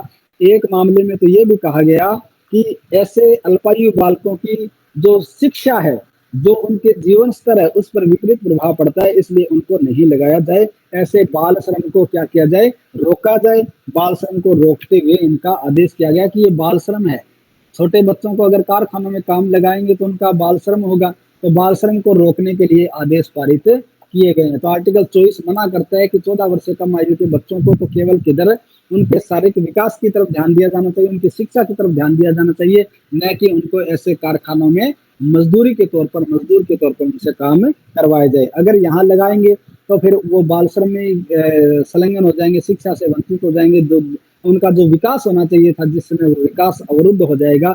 जब देश के भविष्य है बालक और उन बालकों का भविष्य अगर अवरुद्ध हो गया तो देश का भविष्य स्वतः ही क्या हो जाएगा, अवरुद्ध हो जाएगा।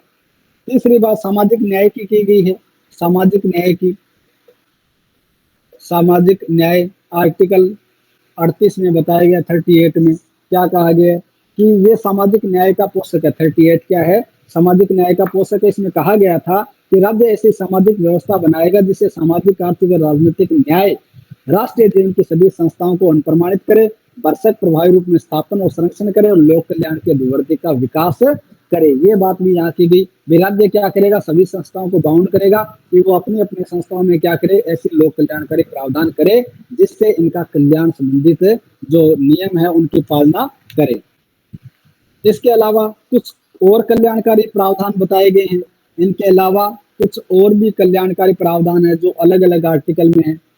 कौन से में, जैसे आर्टिकल 39 में श्रम कल्याण को लेकर प्रावधान किया गया है। आर्टिकल 39 में श्रम कल्याण को लेकर कई व्यवस्थाएं बताई गई है कि राज्य अपनी नीति का विशेषतः इस प्रकार संचालन करेगा कि ये सुनिश्चित हो। राज्य क्या करेगा, राज्य अपनी नीतियां बनाएगा और उन नीतियों का संचालन कैसे करेगा, राज्य अपनी नीतियों का इस प्रकार से संचालन करेगा कि जिससे क्या होना चाहिए, जिससे पुरुष और स्त्री सभी नागरिकों को समान रूप से जीविका के पर्याप्त साधन प्राप्त करने का अधिकार मिले। राज्य ऐसे कार्य करेगा जिससे चाहे पुरुष हो चाहे स्त्री हो, दोनों को समान रूप से जीविका के अवसर मिलेंगे, जीविका के लिए पर्याप्त अवसर मिलेंगे। ये नहीं है कि यहाँ पुरुषों को लगाया जाएगा यहाँ महिलाओं को लगाया जाए, ऐसे नहीं। चाहे कोई भी कार्य हो उसमें समान अवसर मिलना चाहिए, चाहे वो पुरुष हो चाहे वो स्त्री हो। दूसरा, समुदाय के भौतिक संसाधनों का स्वामित्व नियंत्रण इस प्रकार बंटा हो कि सामूहिक हित का सर्वोत्तम रूप से हो। भाई जो संस्थान है उन संस्थानों का सामूहिक हित वो इस प्रकार से होना चाहिए, उनके सोर्सेज इस प्रकार से बंटे होने चाहिए, उनका स्वामित्व का नियंत्रण इस प्रकार से होना चाहिए ताकि सामूहिक हित की भावना से काम हो। किसके, सामूहिक हित की भावना से काम हो। अब एक उद्योग है, ये मान लो उद्योग फैक्ट्री है, जो भी है फैक्ट्री उद्योग कोई भी मान लो आप इसको, ये इसका उद्योग का मालिक तो ये चाहेगा कि मेरा ही हित हो, इसमें केवल मेरा ही हित हो, किसी अन्य का नहीं हो। मजदूरों को तो जितना मैं दूं उतना ही दूं, उनको ज्यादा नहीं दूं। तो ये अपने हित पर काम करता है। राज्य ऐसी व्यवस्था बनाएगा, आर्टिकल 39 में प्रावधान किया गया है कि राज्य ऐसी व्यवस्था बनाएगा कि यहाँ केवल इन उद्योगों के मालिकों का हित नहीं बल्कि इन मजदूरों का हित भी होना चाहिए। यानी क्या होना चाहिए, सामूहिक हित होना चाहिए और सामूहिक हित को लेकर कार्य करने का प्रावधान यहाँ किया गया है। अब ये कहा गया है कि भाई अगर कंपनी को इतना प्रॉफिट होगा तो वो क्या करेगी, अपने प्रॉफिट का एक हिस्सा इन मजदूरों को लाभांश के रूप में देगी। क्या देगी, लाभांश या बोनस के रूप में देगी। तो ये क्या है, यानी इनमें मजदूरों का भी हित हो जाता है कि अगर कंपनी फायदे में जाएगी तो उसका कुछ हिस्सा हमें भी मिलेगा। तो केवल एक स्वार्थी हित मालिकों का ही नहीं बल्कि मजदूरों का भी हित इसमें होना चाहिए। ऐसी व्यवस्था राज्य करेगा। आर्थिक व्यवस्था इस प्रकार से करेगा कि धन और उत्पादक साधनों का सर्वसाधारण के लिए अहितकर संकेंद्रण न हो। भी जो धन की व्यवस्था वो ऐसी होनी चाहिए कि केवल पूंजीपतियों के पास धन हो, वो ही एक जगह धन का सेकेंद्रीकरण कर दे, ऐसी व्यवस्था नहीं होगी। ऐसी व्यवस्था होगी कि धन सभी के लिए पर्याप्त मिले। धन मजदूरों के पास भी मिलना चाहिए, धन अमीरों के पास भी होना चाहिए। दोनों को समान रूप से धन का उपयोग करने का अवसर मिलना चाहिए। केवल धन का केंद्रीय करके एक जगह इकट्ठा करने की भावना है, उसको खत्म किए जाने का काम यहाँ किया जाना चाहिए। पुरुषों और स्त्रियों को दोनों को समान कार्य के लिए समान वेतन मिलना चाहिए। ये पुरुष हो चाहे स्त्री हो, दोनों को समान कार्य कर रहे हैं तो वेतन भी कैसे मिलना चाहिए, समान वेतन मिलना चाहिए। तो ये भी व्यवस्था इस यहाँ आर्टिकल में की गई है और कहा गया है कि पहले यह था कि पुरुष काम करता है तो पुरुष में काम करने की कुशलता होती है, वो महिलाओं से ज्यादा बेटर काम करता है तो उनको वेतन ज्यादा मिलता था। वही काम अगर महिला करे तो उसको वेतन कम मिलता था। तो कहने का मतलब है कि पुरुष और स्त्री अगर समान कार्य कर रहे हैं तो उनको वेतन भी क्या मिलना चाहिए, समान मिलना चाहिए। पुरुष और स्त्री कर्मकारों के स्वास्थ्य और शक्ति का तथा बालकों की सुकुमार अवस्था का दुरुपयोग ना हो, इसके लिए भी क्या किया जाना चाहिए, ऐसे कार्य किए जाने चाहिए। राज्य व्यवस्था करेगा कि पुरुष और जो स्त्रियां हैं उनके स्वास्थ्य को लेके, उनकी सुरक्षा को लेके काम करना चाहिए, और जो बालक हैं, जो बच्चे हैं, जिनकी अवस्था कोमल अवस्था होती है, सुकुमार अवस्था होती है, तो उसके लिए प्रावधान किए जाने चाहिए ताकि उनकी इस सुकुमार अवस्था पर विपरीत प्रभाव नहीं पड़े। बालकों को स्वतंत्र और गरिमामय वातावरण में स्वस्थ विकास के अवसर और सुविधाएं दी जानी चाहिए। यानी बालक है तो बालक का उनका स्वतंत्र विकास हो, उनका गरिमामय जीवन हो, इसके लिए भी राज्य क्या करेगा, प्रावधान करेगा ताकि ये अपना संपूर्ण विकास कर सके। बालक की व्यक्ति गरिमा की पोषक है, श्रम कल्याण को बढ़ावा देने वाली है। समान कार्य के लिए समान वेतन का प्रावधान, पुरुष और स्त्रियों में रोजगार की जो समान अवसर पैदा करने वाला है। तो इस दिशा में Shishir Kumar Mohanty versus state of Orissa के मामला था, जिसमें कहा गया कि भी समान अवसर की बात है, समान वेतन की बात है, ये एक निश्चित रूप से गतिशील कदम है जो ऐसा लागू किया जाना चाहिए। नेक्स्ट, काम शिक्षा और लोक सहायता का अधिकार। पांचवा है काम शिक्षा और लोक सहायता का अधिकार। काम शिक्षा लोक सहायता का अधिकार, ये भी इसके संबंध में भी कानून बनाया जाना चाहिए। तो संविधान में ये व्यवस्था की गई है। आर्टिकल 41 में, अनुच्छेद 41 में कहा गया है कि राज्य अपनी आर्थिक सामर्थ्य और विकास की सीमाओं के भीतर काम पाने के, शिक्षा पाने को, और बेकारी, बुढ़ापा, बीमारी या निःशक्तता या अन्य किसी कारण से अगर कोई अयोग्य हो गया है तो इसी दशा में लोक सहायता पाने के अधिकार को प्राप्त करने वाले कानून बनाएगा। यानी राज्य क्या करेगा, ऐसे ऐसे कानून बनाएगा जिससे ऐसे श्रमिकों के हितों की रक्षा की जा सके। तो इसके लिए तमाम व्यवस्था यहाँ की गई है कि राज्य क्या क्या करेगा, राज्य ऐसे कार्य करेगा जो अपनी सीमाओं के भीतर रह करके क्या करेगा, लोगों को रोजगार देने की गारंटी देगा, जैसे आजकल दे रहे हैं। जैसे कह रहे हैं कि शहरों में जो 100 दिन रोजगार मिलेगा, तो राज्य के पास अपने संसाधन होंगे तभी तो वो ऐसा कर पाएगा। तो ये कहता है कि अपनी सीमाओं के अधीन रहते हुए, राज्य की आर्थिक सीमाओं के अधीन रहते हुए क्या किया जाए, वो अपने नागरिकों को, अपने श्रमिकों को ऐसे अधिकार उपलब्ध करवाए जिनसे इनका कल्याण हो। श्रम कल्याण की दिशा में क्रांतिकारी कदम माना गया आर्टिकल 41 को। इसमें ये कहा गया था, राज्य पर कर्तव्य आरोपित किया गया था वो सभी को काम दे। सभी को क्या दे, काम दे। राज्य की ड्यूटी बनती है कि वो सभी को काम दे, कोई भी उसके राज्य में बेरोजगार ना रहे। सभी को शिक्षा दे, सभी को शिक्षा दे, भाई सभी को काम देना, सभी को शिक्षा देना, और बेकारी, बुढ़ापा आदि में क्या करे, लोक सहायता प्रदान करे। क्या करे, लोक सहायता प्रदान करे। ये राज्य की ड्यूटी है, कर्तव्य है। भी कोई बूढ़ा हो गया तो उसको वृद्धावस्था पेंशन दी जाए, कोई बेरोजगार है, जो कोई महिला है तो महिलाओं को पेंशन मिले। यानी ऐसे लोग जिनको जो कमजोर हो जाते हैं किसी कारण से, तो उनको सहायता भी राज्य की तरफ से दी जानी चाहिए। अब कितनी योजनाएं चलती है जिसमें श्रमिकों के कल्याण के लिए श्रमिकों को पेंशन भी मिलती है, श्रमिकों को जॉब कार्ड भी बन गए, उनको कई तरह की सुविधाएं यहाँ पर मिल रही है। तो राज्य की ड्यूटी बनती है कि वो सभी को काम दे, सभी को शिक्षा दे और सभी की लोक सहायता करे। इसके अलावा काम की न्यायसंगत एवं मानवोचित दशा, छठा जो ग्राउंड है वो है काम की न्यायसंगत एवं मानवोचित दशा। संविधान में प्रावधान किए गए, वो मैं बता रहा हूं आपको। छठा है काम की न्यायसंगत एवं मानवोचित दशा। वे कार्य करने का जो स्थान है उसमें दशा ऐसी होनी चाहिए, स्थिति ऐसी होनी चाहिए जहां व्यक्ति क्या कर सके, न्याय संगत तरीके से काम करे और ऐसी दशा मानव के लिए उचित हो, ऐसी दशा होनी चाहिए। अब अगर जहां व्यक्ति काम कर रहा है वहीं इतनी दुर्गंध आ रही है, जो वो कार्य करे या उस दुर्गंध से अपनी निजात दिलाए, तो ऐसे में वो कार्य करने की सही दशा नहीं है। यानी वहां ऐसी व्यवस्था होनी चाहिए, साफ सुथरा होना चाहिए, किसी के साथ कोई ऐसी दुर्घटना ना घटे। आगे सारी चीजें आएगी, वैसे तो दुर्घटना ना घटे, तो ऐसी व्यवस्था कार्य करने के स्थल पर होनी चाहिए। और जो कार्य करने की दशा है वो मानवोचित होनी चाहिए। ऐसे प्रावधान राज्य को करने चाहिए। आर्टिकल 42 के अनुसार, अनुच्छेद 42 में यह बात बताई गई है। क्या, काम की न्यायसंगत और मानवीय दशा, प्रसूति सहायता। अगर महिला को कोई प्रसूति हो जाती है तो प्रसूति सहायता उसे मिलनी चाहिए। तो ऐसे जो प्रावधान है वो कल्याणकारी प्रावधान माने गए हैं। कर्मकारों के लिए निर्वाह मजदूरी, सातवां प्रावधान किया गया कि कर्मकार हैं, जो वर्कमैन है कर्मकार, उनके लिए निर्वाह मजदूरी, कर्मकारों के लिए निर्वाह है मजदूरी, यानी उनको इतना वेतन मिलना चाहिए जिससे वो अपना जीवन निर्वाह कर सके। अब एक कर्मचारी है, एक कोई लेबर है, उसको 50 रुपए में पूरा दिन काम करवाए तो क्या वो अपने जीवन का निर्वाह कर सकता है? नहीं कर सकता। तो उसको इतनी मजदूरी मिलनी चाहिए जिससे वो अपने जीवन का निर्वाह कर सके, यानी 200 रुपए तो उसको कम से कम मिलने चाहिए। ऐसे न्यूनतम मजदूरी वाले कानून लाए गए हैं कि कम से कम इतनी मजदूरी उसे मिलनी चाहिए। और वहां भी ये कह दिया गया कि अगर बिल्कुल अज्ञान है, ये अपने कार्य को जानता नहीं, तब उसको इतनी मिलनी चाहिए। अगर थोड़ा जानता है तो उसको ज्यादा मिलेगी, और जानता है, कुशल है तो उसको ज्यादा मिलेगी, विशेष एक्सपर्ट है तो उसको और ज्यादा मिलेगी। आप देखते हैं कि एक मजदूर है, मकान बनाने में जो मजदूर लगते हैं वो देखिए, अब उस एक मजदूर ऐसा है जिसको बिल्कुल ज्ञान नहीं है कार्य का, उसे पता ही नहीं है कि कैसे जो सीमेंट का मसाला तैयार किया जाता है, कैसे कार्य किया जाता है, कुछ नहीं पता। तो आप उसको क्या दोगे? मजदूरी उस हिसाब से ही दोगे कि आपको कुछ नहीं आता, चलो आपको 100 रुपए में दे दूंगा, शाम तक के काम कर दो आप। वो 100 रुपए भी लेगा, क्यों? क्योंकि उसे पता है कि तुझे कुछ नहीं आ रहा। फिर थोड़ा सा कोई जानकार है, कई दिन काम पर चला गया, उसको आने लग गया, तो वो मांगेगा 300 रुपए कि मुझे काम आता है, मुझे 300 रुपए चाहिए मजदूरी के।